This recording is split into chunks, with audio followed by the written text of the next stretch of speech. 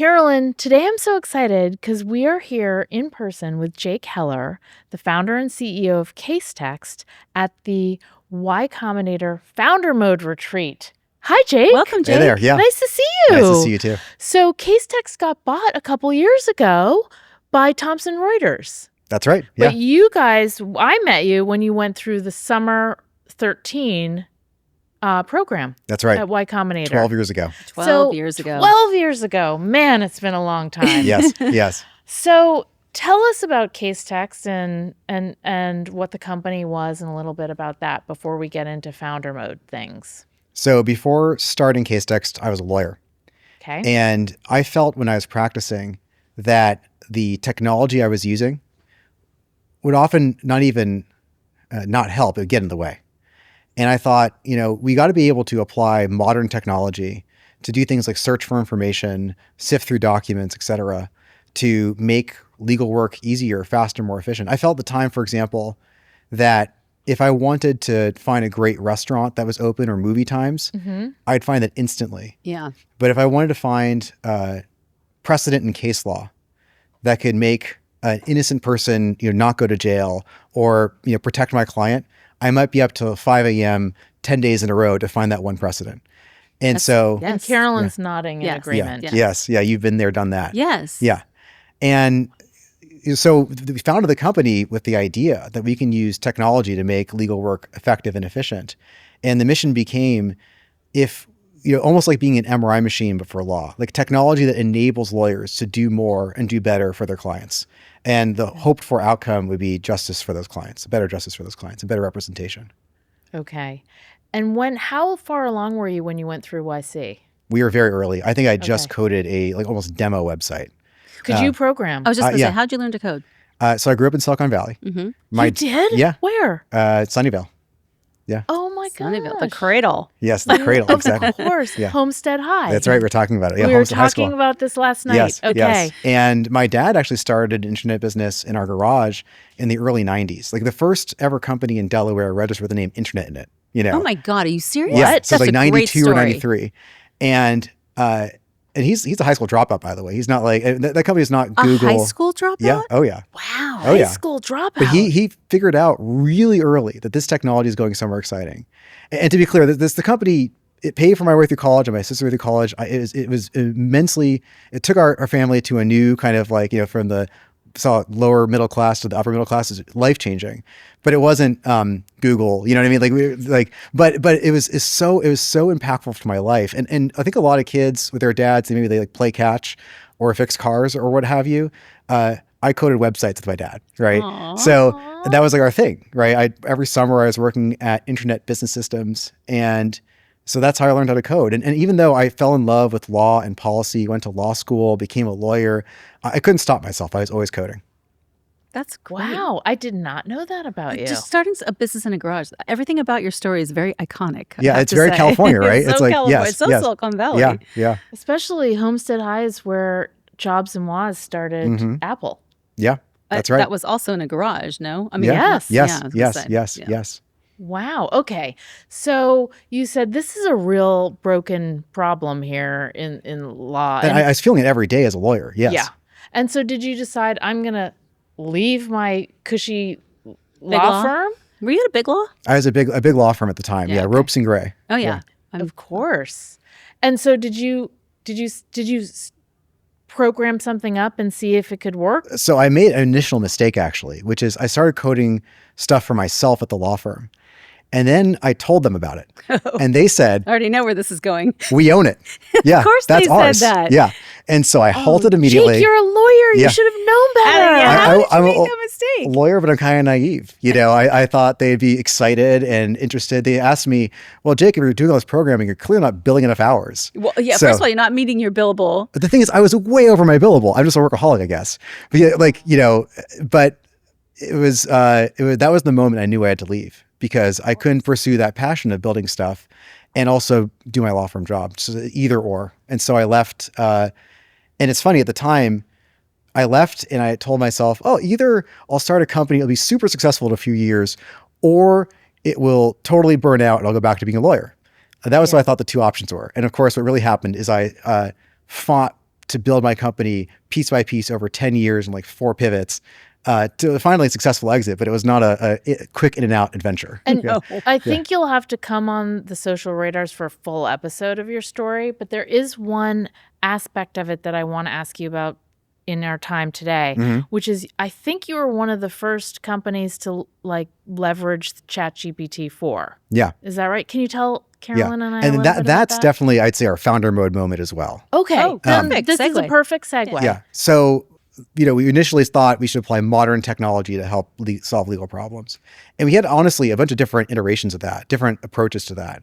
But the one that really started working for us way early, like 2016, 2017, wasn't even called artificial intelligence at the time. It's called natural language processing and machine learning. Yeah. And we found all kinds of exciting ways that we could make searching for information better and all kinds of ways you can summarize information better, even before the modern wave of artificial intelligence.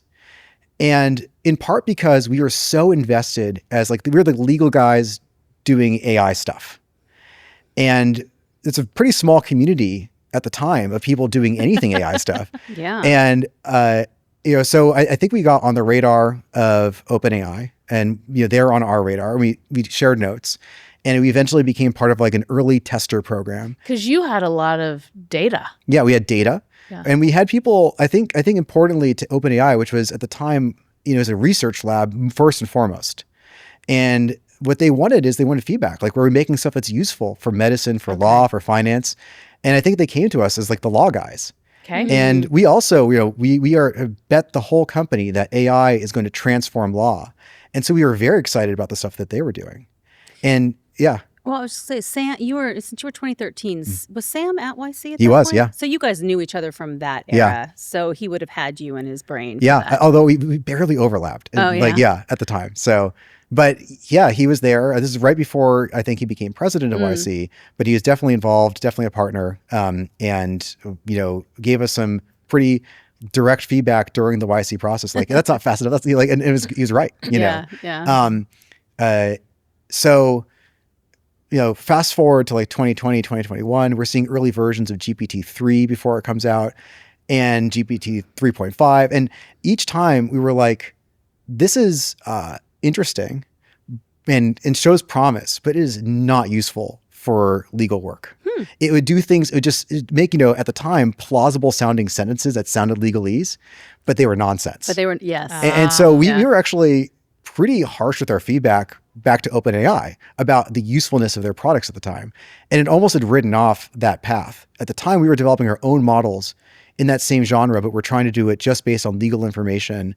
And we thought that had potentially a better approach. It didn't, turns out, but in mid-ish 2022, I don't remember exactly when, they approached us and said, finally, we have something we think will actually work for you. And they didn't call it this at the time, but that was one of the first versions of GPT-4. And to put this in historical context, this is 3-4 months before ChatGPT came out and 7 or 8 months, maybe 9 months before GPT-4 came out. Okay. And we're seeing this thing. And one of the earliest indications for us is we ran their earlier models against the bar examination as just a test to see how it would do. Yeah. Earlier Earlier model scores in the 10th percentile of test takers. So better than some lawyers, but the ones that show up drunk, basically. Like, Yeah. And then later on, we get access to this new model, 90th percentile of test takers. Better than 9 out And of this 10. was a span of like 4 or 5 months. Yes. That's really... And it's this unreleased model Yeah. that we were under super NDA. Yeah. And, I'm walking around chatting with this thing. And I'm like, this is again before even ChatGPT. And I'm like, oh my God, I'm talking to a God. Yeah. This is this informational God. And I can't tell anybody about it. Oh my gosh. Where founder mode comes in is, so they show us this model. And I think that they show us a demo of it on a Friday. And they give just my co-founder and I, with 3 co-founders at the time, they give us just 2 co-founders access, and we're the ones on the radio. Can't even tell a third co-founder. Okay. Wow. Crazy. And because they wanted to be so tight-lipped about it. And I respect that. And we spent the entire weekend sleeplessly just testing out this model, right? just the two of us. We had all these problems. Our customers come in saying, oh, what you're doing with this AI stuff is kind of interesting, but can you do this? Can you do this? And we're like, no, that's a whole company to do, document review as well as legal research, as well as contract drafting, as well as that's what our customers want. They want everything. And we can only give them a sliver of that because that's all we can do with like 100 people at the company. But over the course of like a weekend, we were like, oh, wait, this model can do all of it. Not perfectly, but you know what? Humans aren't perfect, right? It's doing all this stuff so incredibly well and so incredibly quickly. We came up over the course of a weekend with like a dozen different use cases for it. And by Monday, I knew that I had to take all 100 people at the company who were focused on other stuff, and we had to pivot the business to focus on this instead, to change everything we were doing for the last 9.5 years to be about this. Yeah. That's a pretty serious founder mode moment. That is serious. It was, I mean, it's funny because to me, it was obvious. Yeah. And, when I tell the story to other people, I thought, honestly, there are a few other companies that got access to this technology at the same time as we did. I was like, obviously, everybody else will be doing this. Mm-hmm. And as soon as GPT-4 API comes out, everybody in the world will be doing this. I was wrong. Most companies are like, oh, this is kind of a neat add-on to our current existing tech stack, and we'll, have a Tiger team attack this or whatever. To me, the most obvious thing to do was to drop everything we were doing before this moment and focus on this instead, because this is the future. And that was the bet we made. This is founder mode as grinder mode. Yes. Yeah. That's what it is. This is wow. So did you and your co-founder, the only two that were in the loop, did you both have this epiphany together? Oh, yeah. Did one have I mean, to we were on convince- Slack, and also in person, just Yeah. like talking ferociously about this. And we're like, at 2 a.m., 4 a.m., it's like, I tried this thing and it totally worked. We just got to do this. And I don't remember exactly the day by day, but it's something like crazy. Like maybe that next week or the week after, there was an executive offsite where we're going to talk, Q3, how did our sales go? Like all the normal stuff. Yeah. And by that point, I think it was clear that we, Pablo and I, the two that early access, were just like sleepless, and like people talk about stuff. We're like, yeah, it doesn't really matter. Trust us. We can't tell you why, but it doesn't really matter. Oh, so you had to be cloak and dagger. We had a little bit for a tiny bit. Yeah. And then we show up at this executive offsite, and I had personally built a number of different demo products that we should be building, and said, oh, okay, folks, I know we had this whole agenda for this offsite. I need to push this to the side. This is what we're going to be focusing on. And did you hear people stirring? Yeah. In their And then did you seats show them demos harumphing? and they were like, oh my God. it was really interesting because the room at first was divided. Oh. The first half of the room, part of the room was like, oh yeah, obviously this is fucking cool. Yeah. Sorry for swearing. That's okay. Okay. We Swear can on this drop an podcast. occasional F-bomb on this show. Okay. We're okay with that. Okay, good, because that's how I am anyways. So they were like, this is it. And I think for some of the people in the room, they're like, I cannot believe we're looking at this amazing alien technology. And for the other half of the people in the room, they were like, oh my, Jake, we had just pivoted like 2 years ago and we just did this other new thing. And now it's a whole new, and they had to take some time to wrap their heads. These are smart, hardworking, good people, but they had to take their time to wrap their heads around, what this whole new thing that I was showing them. And it took a little bit of time to kind of warm them up. I was like, my goal for this executive offsite for this week is going to be, because they allowed us at OpenAI extend the NDA to their executive team at this point, Okay. But not the rest of the company at the time. I was like, we need to get all together on the same page this week, because next Monday at the all hands, we're going to announce this as what we're doing with the company. And, oh boy.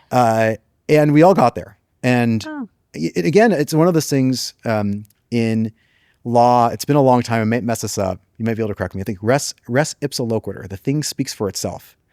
And that's how I felt about this technology. That, it is not, it is so evident and so obvious that this stuff is so powerful that I didn't even have to do that much selling at the end of the day. They just had to, work with it a little bit and see exactly how powerful this would be for our users. Yeah. And what was really interesting is that when we announced it on Monday, same kind of reaction, split. Some people very excited, some people, and to maybe go a level deeper into the people who were, a little skeptical. After running a business for a decade, and there are many businesses that take off like immediately, and that's amazing to watch, like Facebook and Stripe, and these businesses that a few years in and they're already on the cover of Forbes and making raising. We were never that. We had always struggled, and we'd always like, okay, we'll try this thing. It didn't quite work, but it worked a little bit. Over the course of 10 years, we had grown well, and we had survived, and we had fought to be at that moment. Mm-hmm. But we were we're by no stretch of the imagination at that point, a super takeoff. Not a rocket ship. Yeah, not a rocket ship yet. And you only have so much credibility as a CEO, I think. Yeah, that's right. Because you said that's going to work, and then it only worked a little bit, and you say, "Well, you're selling it every time really hard." Exactly. Yeah. And so I had to come to the company again. This is going to work. And some people have been with me for 9 years. I had to say, like, well, Jake, I trusted you that time and that time and that time, and it kind of worked. But I felt like I had to go out of my way to really make sure that everybody was on board with this. And I took it upon myself to be like, this is, define, this is the vision, this is what we're building. This is what it's going to look like. Here's how it's going to work. And also, by the way, everybody's doing something right now, and you just stop doing that and work on this right now. I felt like in this, especially a moment of extreme technological change, you can't expect every one of your employees to be visionary. You can't expect every one of them to know exactly how all the pieces are going to fit together. They are not thinking about the big picture like you are. They aren't having all the same conversations with customers like you are. And they need that direction, in that moment. I think there are other times where you can trust them to take on more on their own. But in this moment, and to go back to kind of the founder mode conversation, I think part of what it looks like is being in moments where you need to be very, very clear about what needs to get done, what time it needs to get done on, what good looks like, and to be in some ways kind of micromanaging. I was coding stuff. I was a big contributor to the code base, and that was something that was not true for many years before that. Yeah. We were inventing ways of prompt engineering before that was even talked about, because the GPT-4 API was not available, right? Oh my gosh. We were, getting really, really, really deep into it. And personally, me, my co-founders, very deep into it. And I think had we not done that, it would not have been as successful as it was. Were your investors similarly divided? Yes. Our board, some of them got it immediately. For one of my investors to fly out to see them where they were and sit down with them and spend the day trying to convince them, yes, we're going to hit our target of 20 million ARR or whatever if we to go the old way. But this is the opportunity that we've been waiting a decade for. That this is our thesis around AI applied to law. Here's how it's going to change the world. And they were skeptical at first, but came around. Yeah. If we can talk about this really quick, you then probably a couple years later got up in front of the company and said, "Guess what? We're selling." And it was a big number, if I remember. Yeah. So, how did that feel with all of this history? 10 years of, pivoting and doing this stuff. It wasn't a couple of years later. It was a few months later. Months later. Yeah. Wow. What? Yeah. Right. Yes. I guess I kind of screwed up the Okay. timeline there because we it hasn't been around that long. Yeah. Yes. That's right. We we'd been fighting for 10 years Yeah. to be where we were. And finally we were taking off. We were doing the rocket ship thing. Yeah. Right. And it's this classic. Like immediately. Yeah. Immediately. We had so many things in our favor, but one of the things in our favor was that because ChatGPT had come out in November of 2022, That's right. the whole world was talking about AI. Yeah. And we, from before that, working on GPT-4, we were only allowed to launch our product after GPT-4 also went live in March of 2023. Okay. So the market was so hungry to apply AI to finance and accounting and legal. Right? Legal was maybe one of the top ones, still is the top ones of where, large language models, like text is like the job. Mm-hmm. And so the market was really, really excited about the law firms and the DOJ and the Innocence Project and public defenders and companies all wanted to talk to us about can they use this technology to make their lives better and to help their clients ultimately. And so, we just came out just rocketed straight up. And the amount of money we made for the first 9 years, we basically doubled that in a few months, right? Oh my That's God. a crazy statistic. Whoa. And so we started to fundraise. And I'll tell you, every single fundraise for 9 years was one of those fundraises where you go out and anybody will talk to you, you just take that meeting because you say to yourself as a founder, all it takes is one. Yep. So we talked to everybody. One of those people we talked to was Thomson Reuters Ventures. And, I'll never forget, I almost didn't take the meeting because we already had some term sheets, and this is incredible. I was like, wow, we have term sheets already. Oh, that's Yeah, crazy. coming to us. Yeah, they're coming. Yeah. People are calling us. And they're like bidding up each other. Like, this is new. We're so pretty. Yeah, exactly. This This is very is new. what it feels like. Yeah, exactly. This is what's supposed to feel like. Oh, wow, this is amazing. And so we almost didn't take the meeting. But I went to the meeting, and they were quasi-competitive in a sense. And I was like, I don't know. I was going to say, Yeah. they definitely. We were almost to take the meeting, and like in that 30-minute meeting, which I think is like late to, like the chief product officer shows up, the chief strategy officer shows up. It's like, okay, this is a different meeting than I thought it was. And that night they called and they said, Jake, we know you have other term sheets. We know you told them you get back to them by tomorrow. We know what the valuation is. They did their research. Yeah. We're not going to offer you an investment, but we would like to make an offer for you to buy the business. And just please give us until Monday to put together that offer. We think you'll be pleased. Okay. And like you said, ultimately we sold for $650 million.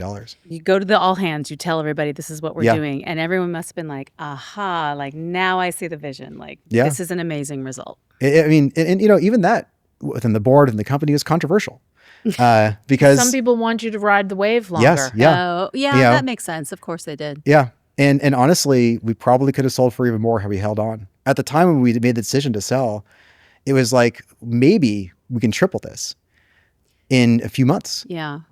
Maybe we're talking about 5 years from now how we wish we took that offer. Did you ever think, because like- maybe the GPT-5 would come out. Because we had no idea at the Right. 2023, maybe GPT-5 would come out in a month Yeah. and make everything obsolete. Yeah. We had no idea. Do you ever think like maybe we'll be a public company and I'm going to be a public company CEO?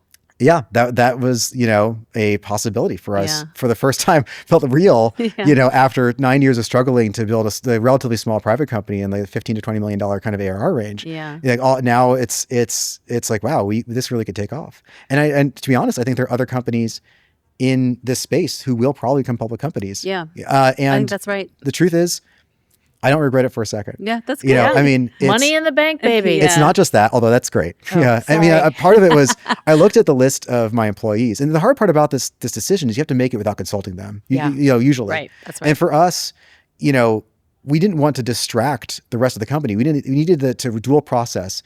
I handle this conversation. Everybody else build, because if we do not do this acquisition, then everybody else, you know, needs to. We need to prepare for our future. We need to keep on growing. We need to focused. be ahead Yeah. of the competitors, et cetera. But I printed out a list, an Excel spreadsheet of every employee, how much money they'd be making. And I saw people like that is a life-changing amount of money for this engineer who's been with us for 4 years. This is a life-changing amount of money for this person, you know, the office manager who was here for us for 7 years. Like you just can't say no to that, in my opinion. Yeah. It has It's a such huge a impact. responsibility Yeah. for your employees. You've Yeah. changed their lives. Yeah. And I hope I made the right call. I mean, one thing that we also felt strongly about the time is there is no better place, we felt, to take what we were doing and make it really big than Thomson Reuters. Most people only know them for Reuters, which is the news service. Yeah. But they also have the biggest used legal products, Westlaw and Practical Law, but also in accounting and finance and risk, like across the board. And one thing that is like mind-blowing to me, the product that we have is called CoCounsel. And if you go to like ThomsonReuters.com, this like mega company, it's like Thomson Reuters small print CoCounsel. Aw, You know, it must is feel good. wild. Yeah. It is wild So cool. and humbling to you know, have that kind of impact now for tens of thousands of professionals, hundreds of thousands of professionals across the world. I love that you just said like no regrets. Yeah. I have no regrets about this. That's a great feeling. Yeah. I know. Yeah. I love it. And thank God you were in founder mode. Yeah. And you listened to your gut Yeah. over that weekend with Pablo. Yeah. Yeah. That's amazing. Well done. I Well am done. so psyched to hear the story. This was so fascinating. So thanks for coming Yeah, on our thanks for show talking. today. Thank Yeah. you, Jake. All This is right. great. Bye, Jake. Bye. Bye.